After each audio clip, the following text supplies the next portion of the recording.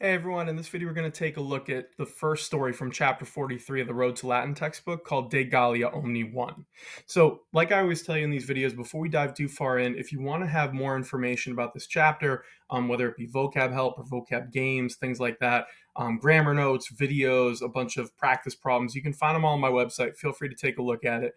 Just to give you a chance to see the textbook in a slightly different way, with more of the stuff that I use in my own class. It's therefore, if you want it, feel free to have at it. The other thing that I always tell you in these videos, particularly on the first story of a new chapter, I'll give you a little bit of grammar, but I would recommend that you do it on your own as well. So if you want to just make sure that the vocab's under control, it's kind of an easy one. Like I always tell you, you can just take the list, practice it, get a Quizlet, something like that, whatever it is that you use. The vocab is pretty straightforward, but you should probably do the same thing with the grammar too. That way you know what to look for in the story. So textbooks like Road to Latin in particular, I think does a really nice job of incorporating the new grammar in the story. So I think it's an advantage to just at least read through the grammar and know what it's all about, even if you're not perfect at it. That way you can use the story to see it in context, right? So kind of use the story as a tool for learning the new grammar. I think that's the best way to do it. The other thing I'd recommend is you should read this story aloud, right? So if you can find a partner in class, someone you can read it to, you read it, and while you're doing that, you're working on your speaking, your pronunciation, then have them read it back to you, and that way you can work on your listening skills. You never want to shut those parts of your brain off, right? They'll really help you understand the language and kind of bring it to life, right? It's a language, you should speak it. You don't want to just read all this in your head. The last thing I'd tell you to do is when it comes time to actually like reading through the story, making sure you have a good, strong translation, you should probably try the read and reread method. So the way that works, if you haven't heard me say it before, is you read through the story, you write down any problem areas that you have, whether it's vocab, grammar, whatever it might be, just make a list of it, right? When you're done with that first read, then you can go back and look at your list, right? Try to figure out where you went wrong. If it's words, like vocab, that's easy. Just look it up, right? And that's pretty straightforward. If it's grammar, the odds are it's probably the grammar from this chapter, which is a good red flag that you should go back and look at the grammar a little bit more. If it's something else, maybe you have to look up maybe an old verb form or a tense, something like that. You can still work your way through and try to figure out where you're going wrong. Then you read the story again, you repeat the process, and you just keep doing it over and over again until you're able to read through this entire story, start to finish, where you understand all of it or pretty close to all of it without needing any help. That's how you know you're in a good place and you're always, ready to move on. Okay, so like I said, we're going to start with a little bit of grammar. You can definitely find more information on this on my textbook, right? You can find different notes, videos, things like that. But the grammar for chapter 43 is actually pretty straightforward, right? It's more irregular verbs. So we've seen a bunch of irregulars so far, right, in the first 42 chapters. And the only thing you need to know about them is that they just don't follow the traditional pattern for verb conjugation. So the three that we're learning in this chapter are eo ire, which means to go, fero fere, which means to bring or to carry, and fio fieri, which means to become, okay? So there's nothing particularly crazy about using these. The idea is if you understand what an irregular verb is, right, that it's just a sort of standalone verb that isn't quite going to follow what you think it'll do, it's actually pretty easy to understand. This is a chart right from the Road to Latin textbook that shows you these verbs, their different forms. You can try to memorize them. That's always good. You can use something like Magistrula on my website to try to help you practice them. I think the best way to learn these is always through practice of reading Latin, right? So reading the story, for instance, more than memorizing a chart, but it's totally up to you, right? One way or another, though, you just want to work your way through and feel comfortable with these so that you can see them in the story and you should be okay. Now, the second part of the grammar is another demonstrative. This is the word idem, okay? So you want to remember that demonstratives are pointing words, right? It comes from the Latin demonstrare, which means to point out, okay, or to show something. So we've seen them before in words like hic, haec, hoc, or ille, illa, illud. This is just another one to add into that sort of category, okay? So the word is idem, eadem, idem, and it functions in a very similar way, right? But it translates out to the same in English. So this is how you can use it, as an adjective to say, I see not just the dog, but the same dog, right? And that's a useful tool to have. Now, it stands out because it has that dem ending, right? So if you can see it, that's how you know that there's basically something going on here. But an easier sort of way to think about it is you're taking the pronoun is, ea, id, and just adding that ending to it. So it's actually pretty easy to recognize and it shouldn't be too bad. The other thing you want to remember, it's going to modify the noun it's going with in case, number, and gender. because it functions as an adjective. Okay, so if you think of it that way, you will be totally fine. And you can see here's the chart: idem, eadem, idem, and down the line, right? You can recognize some of the forms of it with eostem, right? A. We've seen eum, and now you have eun. So in some of these, you're flipping the M to the N, but otherwise they're pretty recognizable as being forms that you've seen just with a DEM on them. Okay, and they translate to the same. So if you can remember that, you should be okay, and you'll see more of these as you go through the story. So hopefully you feel pretty good about the grammar, right? If you're not, pause the video, go work on it more on your own, right? This is just a quick recap. It's not going to give you everything, but it should just be a refresher of stuff you've already read. If you haven't read through it, pause the video, go read it, make sure you feel pretty comfortable, and then come back. The other thing you can do is try to translate the story, right? We're going to go through the rest of it now. But if you haven't done it yet, try it on your own and then match it up against mine. As long as your translation is somewhere in the same vicinity as mine, not that mine is ever anything perfect, but at least it'll give you a guideline of where you should be. And if you can do it, like I said, without needing any help, you're in a good place. Okay? So the story starts like this. Now, this is talking about Gaul. Now, we've seen in the past few chapters, we're building up with stories about the Roman army and how it functions, and Julius Caesar, things like that. Now we're getting into the Gallic Wars, which is what the Road to Latin textbook is designed to do. It's trying to get you to be able to read unadapted Latin through Julius Caesar's De Bello Gallico, okay, right? His famous narrative on the Gallic Wars. So that's what you're seeing here. So this is actually going to be sort of a background about it. And at the end of this story, you're going to see they show you the first few lines of De Bello Gallico, chapter 1, right? Book 1, chapter 1. So it starts like this. You have Lucius et Aulus, hodie ad ludem libenter eunt quod magister fabulam de Caesare narrabit. So it's Lucius and Aulus, rather, right? So the two boys. So today, right, they're going to school, right, and they're going gladly, libenter. So in other words, they're happy to go to school because the teacher, right, the magister, will tell narrabit. He will tell a story de Caesare, about Caesar, meaning about Julius Caesar. Now, right off the bat in that first line, you can see the irregular. There's ire, right? So to go, eunt. So again, it gives you a chance to work on those irregulars too. Like I said, right off the bat, you see them. Then it continues, and you have paedagogus libenter it, nam fabulae magistri eum quoque delectant. So the paedagogus is the tutor, right? So this is the children's tutor, right? So the tutor gladly goes, libenter it, right? It is the same verb as eum, just the third person singular form, right? He goes. So he's excited to go too, right? And they tell you the reason why. They say nam fabulae, right? So since or for the stories of the teacher, the fabulae magistri, they also, quoque, delectant eum. They also delight him. So in other words, the paedagogus, the tutor, also likes these stories, right? So he wants to go there and hear the story as well. Then you have the next part, and you have tela, quae frater Marcus a Gallia a tulit pueri ad ludem ferunt. Lucius scutum Gallicum fert, et Aulus Gallium Gallicum fert. So the tela are weapons, right? Now the subject is actually the boys, right? So you have the boys ad ludem ferunt. The boys are carrying to school tela, weapons, which I know sounds a little bit weird, right? In sort of modern times here, but again, ancient Rome, sure, why not? Bring a spear to school, okay? So it's saying the boys carry, and there's your irregular again, right? Ferunt. They carry weapons to school, and their weapons, which you have the relative here, right? Which their brother Marcus, frater Marcus, atulit, brought from Gaul, a Gallia. So he had given them these weapons as gifts, okay? And they tell you exactly what the boys bring. And again, you're really working on your irregular there with ferunt. That comes from ferre, to bring or to carry.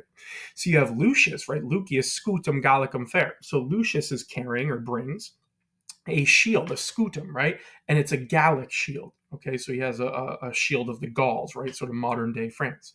And Aulus carries or brings, fert, a Gallic gallium, a Gallic helmet. So one of them has a shield, the other one has a helmet. And again, luckily they didn't bring like a sword or a spear to this one anyway, right? So they're bringing different stuff that their brother has kind of showed them. Remember, Marcus is in Gaul, and you can see on the map that I added here on this slide, this is the Gallic Wars, right? So you can see the area that we're talking about here, of where they were. So they're bringing to show and tell these different things. Then you have in ludo discipuli sunt diligentes et omnia magna cum celeritate fiunt. Okay, so in school, in ludo, right? The boys the students rather. So again, the discipuli, the students are diligent, diligentes, right? Meaning they're working hard, and everything omnia fiunt magna cum celeritate, right? So the fiunt there means like is happening, right? So that's fiere can mean like to happen. So everything is happening with great speed, magna cum celeritate. So the kids are working really hard. Everything's happening with great speed. They're able to do a lot of stuff because the kids are all working diligently. The idea is they want to hear the story. Okay, so then you have mox stili tabelaique deponuntur et silentium fit, tum magister incipit. So soon the stili, right, the styluses, which are sort of the pens that they're writing in. So soon the styluses and the tablets, right, the tabella there, it's the things they're writing on, right. So the stili tabellaique, they're put down, deponuntur, right, they are put down, and silentium fit, and silence happens, right. So you have silence, right, or soon there will be silence, right.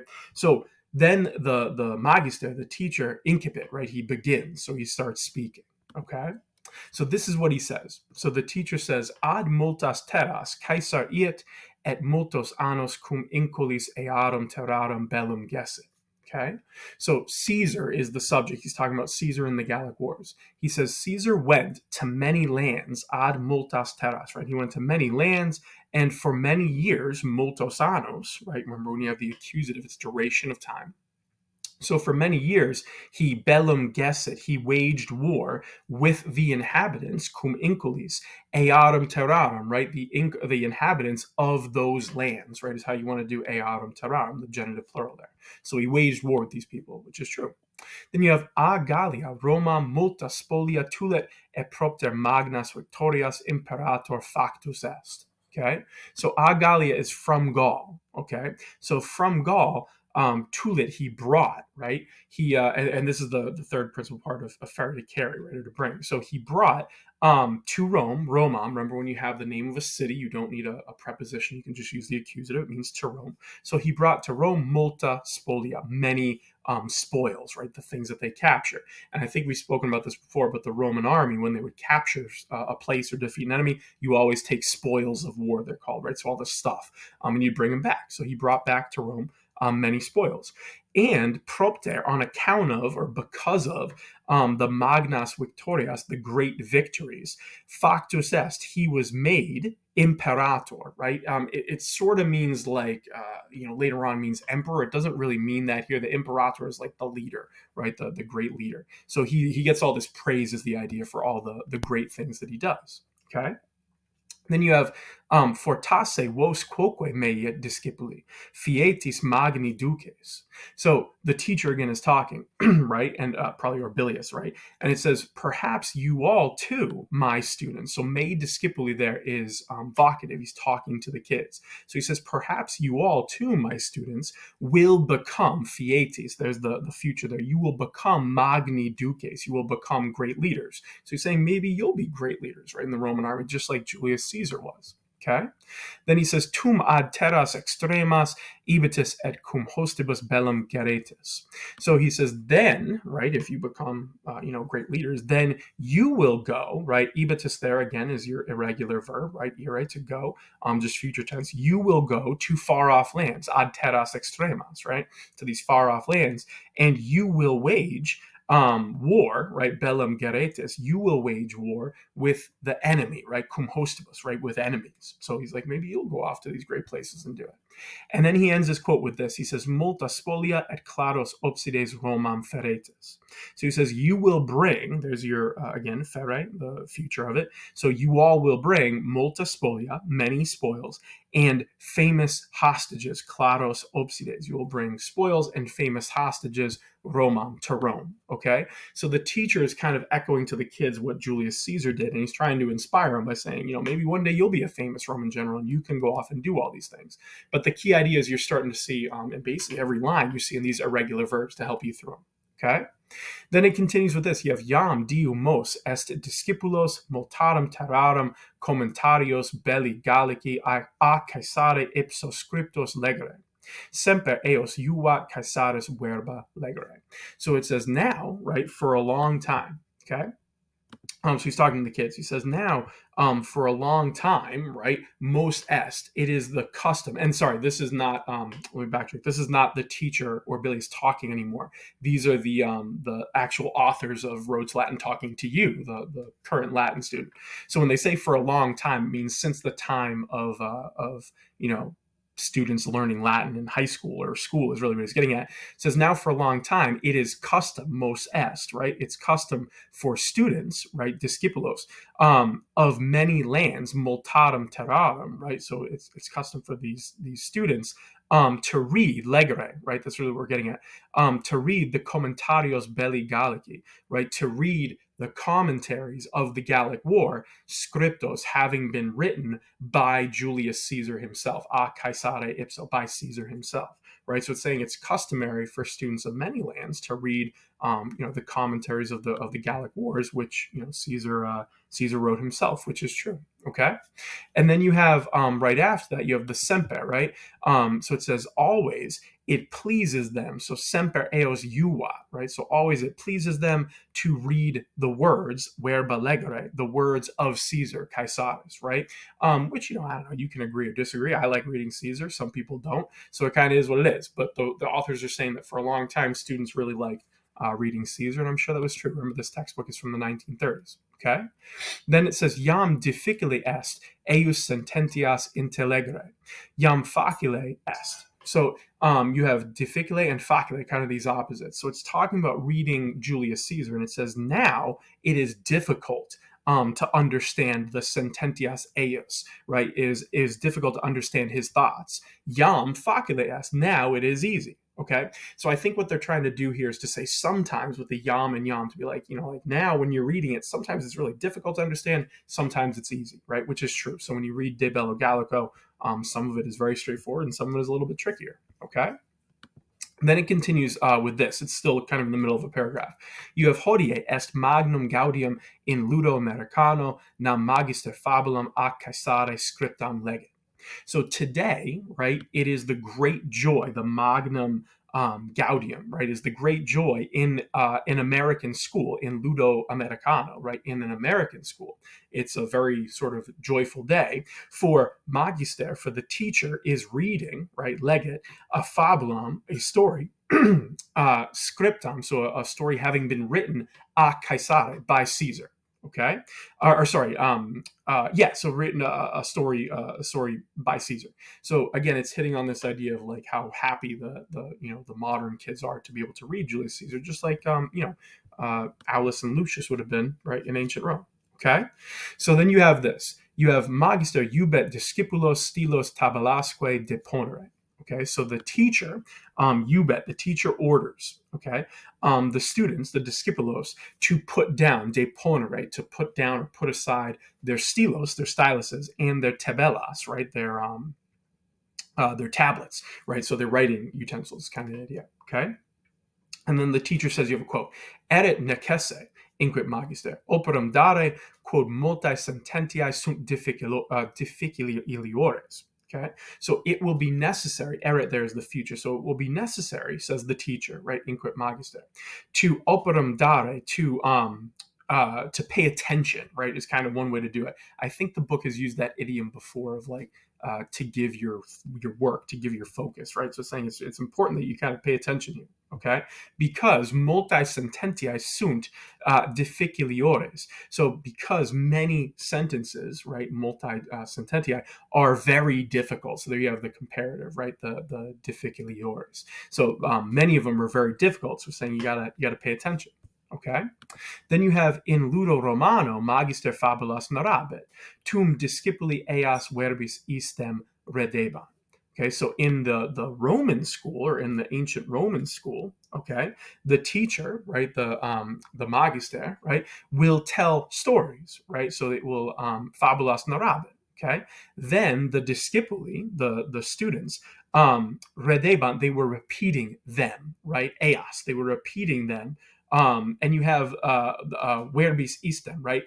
So in the same words or with the same words. So the idea is that they would basically have a story read to them and then repeat them back, right? Verbis istem. So there's your istem, right? The same. So it's trying to show you a little bit of the difference between sort of an ancient Roman school and a modern one, okay?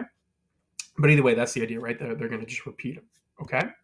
Then you have, right after that, you have non necesse erit vobis eadem agere, okay? So the teacher, again, is talking about how, like, back in the day, we'd read these, whatever, but he says, it will not be necessary, right, for you or you all, rather, for you all, vobis, to do the same, right? To do the same thing. So he's saying you don't have to do what we're going to be doing here. Okay, is kind of the idea. Then you have dende jubet omnes. Okay, maxima cum diligentia verba accepere et incipit. Okay, so then after the American teacher is done talking, right, he orders everyone to kind of receive the words or hear the words, accepere verba, right, receive the words, meaning kind of let it wash over you, maxima cum diligentia, with the greatest diligence, okay, and he begins incipit. Okay, so now you have the teacher reading the actual words of Julius Caesar, and for us, right, as modern students reading Road to Latin, this might be your first chance to see, right, maybe unadapted Latin and what's in De Bello Gallico. Okay, so it starts like this, and this is a direct quote from it. You have Gallia est omnis divisa in partes tres, quarum unam inculant Belgae, aliam Aquitani, tertiam Galli, hi omnes lingua institutis legibus inter se different. Gallos ab Aquitanis garumna flumen dividit, eius ab Belgis flumina matrona et sequana dividunt. Okay, so this is the famous phrase that a lot of people can kind of repeat when they say, I took Latin back in the day, right? Gallia est omnis divisa in partes tres, right? So all Gaul is divided. So omnis Gallia, right? All Gaul, divisa est, it is divided into three parts, right? Tres partes. And this is Caesar's famous opening to De Bello Gallico, where he gives like a geography lesson, basically, right? And he says the Belgians, Belgae, they inhabit one, right? So of which, quadrum is referring to the three parts. So it says of which, or of those three parts, the Belgians inhabit one, the Aquitani inhabit, is the implied word, aliam, another, and the Gauls, Galli, inhabit, again, inculant, kind of is the implied word for all of these, tertiam, the third. So Caesar split Gaul into three parts. You have the Belgians, the Aquitani, and the Gauls, okay?